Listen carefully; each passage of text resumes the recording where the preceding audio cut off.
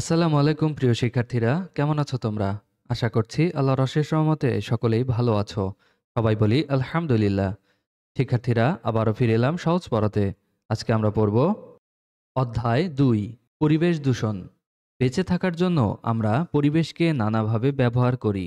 ফলে পরিবেশে বিভিন্ন পরিবর্তন ঘটে। এই পরিবর্তন যখন জীবের জন্য ক্ষতিকর হয় তখন তাকে আমরা পরিবেশ দূষণ বলি। বিভিন্ন ক্ষতিকর ও বিষাক্ত পদার্থ পরিবেশে মিশলে পরিবেশ দূষিত হয়। শিক্ষার্থীরা, তোমাদের পরীক্ষায় পরিবেশ কিভাবে দূষিত হয় এরকম প্রশ্ন থাকতে পারে। সেক্ষেত্রে তোমরা শেষের লাইনটি উত্তর হিসেবে লিখতে পারো, অর্থাৎ বিভিন্ন ক্ষতিকর ও বিষাক্ত পদার্থ পরিবেশে মিশলে পরিবেশ দূষিত হয়।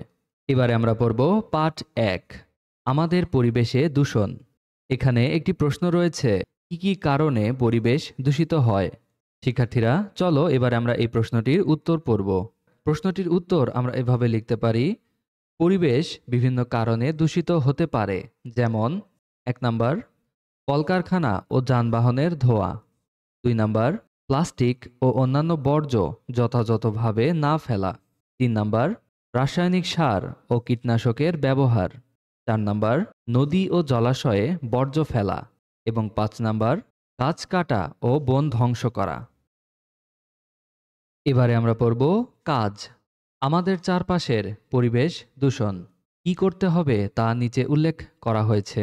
প্রথম কাজটি হলো খাতায় একটি পর্যবেক্ষণ ফরম তৈরি করি। শিক্ষার্থীরা, খাতায় তোমাদেরকে এরকম করে একটি পর্যবেক্ষণ ফরম তৈরি করতে হবে। বাম পাশে লিখতে হবে পর্যবেক্ষণের স্থান, অর্থাৎ কোথায় পর্যবেক্ষণ করা হয়েছে, এবং ডান পাশে পর্যবেক্ষণের তারিখ, অর্থাৎ কত তারিখে সেই পর্যবেক্ষণটি করা হয়েছে। তার নিচে লেখা রয়েছে চলো প্রাপ্ত দূষণগুলোর ছবি আঁকি, অর্থাৎ এই ফাঁকা অংশে তোমাদেরকে বিভিন্ন প্রাকৃতিক দূষণের ছবি আঁকতে হবে। এবারে আমরা পড়ব কাজ ২, শ্রেণীকক্ষের বাইরে আশেপাশে বিভিন্ন ধরনের দূষণ খুঁজে বের করি।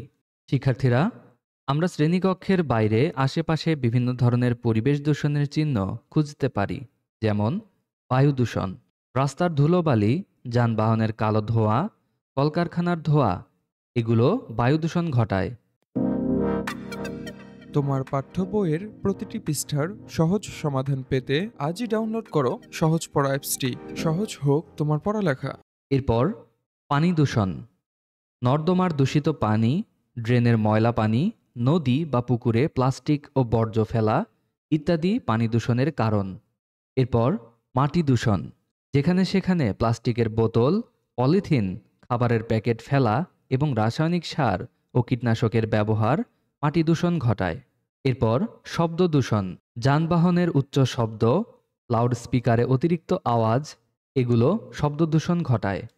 এবারে আমরা পড়ব কাজ ৩, পর্যবেক্ষণ ফরমে দূষণগুলোর ছবি আঁকি।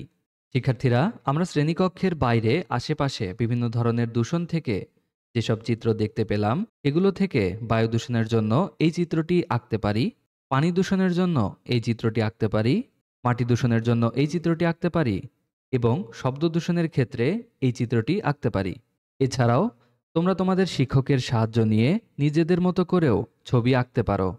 এবারে আমরা পড়ব কাজ ৪, কাজটি নিয়ে সহপাঠীদের সাথে আলোচনা করি।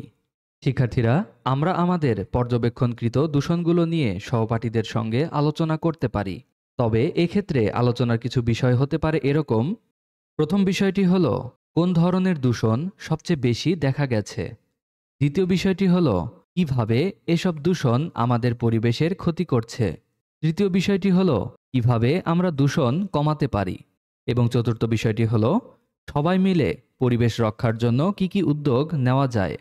শিক্ষার্থীরা, এভাবে সহপাঠীদের সঙ্গে আলোচনা করলে আমরা দূষণের কারণ ও প্রতিরোধের উপায় সম্পর্কে আরও ভালোভাবে জানতে পারব। আশা করছি সকলেই এই অংশটুকু সুন্দরভাবে বুঝতে পেরেছ। ভিডিওটি ভালো লাগলে লাইক কমেন্ট করে আমাদের পাশে থাকবে। সকলে ভালো থাকো, সুস্থ থাকো, আল্লাহ হাফেজ।